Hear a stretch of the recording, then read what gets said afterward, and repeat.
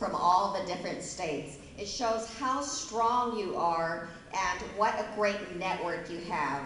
And I want to congratulate President Jeff Yao for having this wonderful event, and Orange County President Nick Wu for hosting this incredible convention here today. And of course, I must always commend and congratulate my friend, my longtime friend, Christopher Chu, your past president. Christopher, thank you so much for inviting me tonight. And of course, your wonderful wife, Minnie Chu, who is our great MC today. Minnie, thank you so much for being a friend, Christopher and Minnie. Well, I am here in Congress because over 2.5 years ago, President Obama made this miracle of an announcement selecting Hilda Solis as the Secretary of Labor. It opened up the congressional seat. I ran for it and won. And on July 14th, 2009, I did win, but what was even more amazing was the next day when President Obama called to congratulate me on becoming the first Chinese American elected to Congress in history.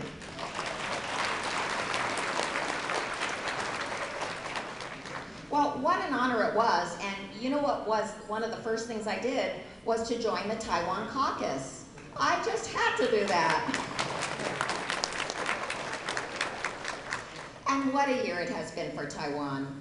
To celebrate the 100th year, that was great. But also, we've made some advances in Congress. And I want to tell you that in Congress, I have always supported the international participation of Taiwan in our world organizations. Yes. And in fact, on the House floor, there was just recently a resolution to support Taiwan's status as an observer for the International Civil Aviation Organization. I supported that, and it was indeed in the House floor and did pass. We hope that that happens.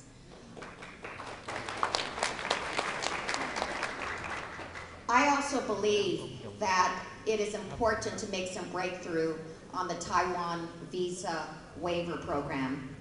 You see, America really needs to have tourists. I think America could really boost its economy if it increases the amount of tourists. And where better than for Taiwan, where you have, well, I mean, there's a recession there too, but 4.8% unemployment, that sounds really great in comparison to America. So why not have more tourists from Taiwan? And we have these visa waiver programs with all the countries of Europe. Why not have a visa waiver program for residents of Taiwan that would make it easier for them to visit America? Taiwan is coming very close to fulfilling all the criteria for this program. So I fully support this, and I will be sending a letter next week to the State Department to urge them to let Taiwan into the visa waiver program.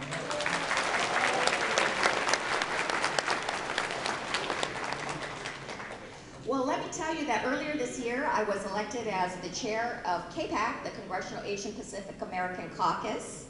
And we are working on many, many issues, including comprehensive immigration reform, on fighting hepatitis B, on increasing language access for our many immigrants, and also on increasing economic opportunity for our Asian Americans. And in fact, I'm a member of the House Small Business Committee. I'm actually the ranking chair of the House Subcommittee on Federal Contracting. And one thing that I'm trying to do is to make sure that we do open up more doors for Asian Americans in federal contracting. You know, federal contracts are $535 billion worth of business. This is a lot. And my question when I got to Congress was, how many Asian Americans participate in those contracts? Well, as it turns out, even though we are 6% of the population, we're only 1.6% of the federal contracts. So I want to change that. And I will be reaching out to you so that we can indeed change that to make sure that all your great businesses participate in these programs. You will benefit, but I think the federal government will also benefit from getting your great business expertise as well. So let's work together and let's make sure that we increase the economic opportunities for all Asian Americans. Thank you all very much. Thank you.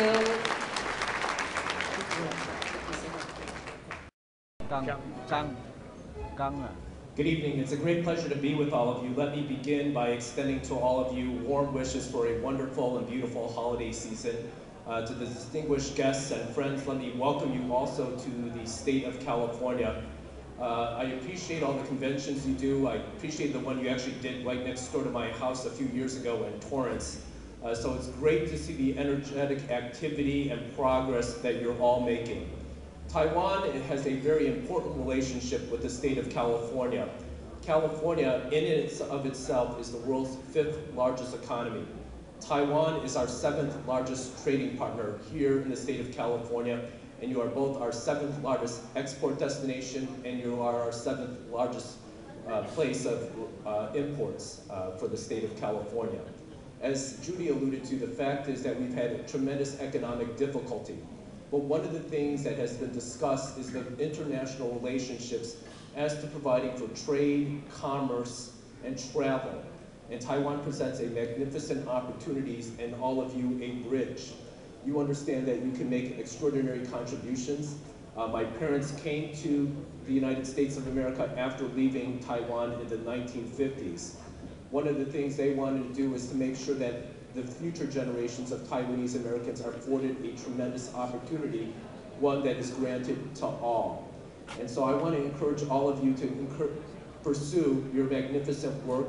I want to encourage all of you to pursue vigor and participation in future generations of Taiwanese Americans here in California and in the United States of America. We are not making as much progress as we should for all of our generations. Today, in the United States of America, I am the only individual of Taiwanese descent who holds a statewide office in the United States of America. We have made further progress in California, though. This year, we had a Taiwanese American elevated to the California Supreme Court, which is quite an accomplishment. But more importantly, as we have these international struggles, it is important that we continue to bridge the divide. In Jeff's very insightful letter, he provided discussions such as tax issues. Here in California, we provide a greater burden upon medium and small-sized businesses, the businesses that you own, that you thrive here. And so it's important that we cross a very critical public policy divide that the Congresswoman and the Mayor so actively work on to make sure that we afford you the opportunity to succeed. And that is only going to happen if you bridge and participate in our public discussion, in our public policy debate. And so that's an area where we can all make tremendous progress, both to you as a business owner, to our communities, and to our nation. So thank you very much. 大家好，大家好，谢谢。谢谢。Thank you. Our city is, actually I need to brag about the safety, so you're in good hands. We've been recognized as the safest city in the United States 7 years in a row. So thank you for being here. And thank you for choosing Irvine as your this year's gala. So thank you so much for that. Now this year we are celebrating our 40th anniversary as a city. The city was incorporated in 1971. Matter of fact, December 28th will be exactly 40 years. One of our major successes, that how Irvine really thrived all these years, is a fact the city really enjoyed diversity. Right now, the Asian American population consists almost about 40% of our entire city's population. And among them, the Taiwanese community has been a key contributor to our community's success. Through an excellence of education, Irvine Chinese School, South Coast Chinese Cultural Center, and all the other activities, and also with the vitality of economic growth. What you are doing, what you've been doing as a Chamber of Commerce, that really creates new opportunities for entrepreneurs, the business owners, to bring business to this vitality of the region. So for for what you've been doing. I want to commend you for doing all that, and we want to continue creating new jobs. The Asian American, the international trade is so important in these days to bring about the economic growth in our nation. So for what you have been doing, once again, I want to commend you for doing that and keep up the good work. And we got to work together and have a great holiday and Happy New Year. Thank you very much. 谢谢我们的市长。接下来也是要欢迎未来的立法委员这个我们的张凯成，各位我们台商会的好朋友，非常高兴今天有这个机会在这里跟各位见面。首先，我要跟各位报告一件事情，就是我们世界台商会曾经有决议，说要求我们国内的政党推举我们的。在。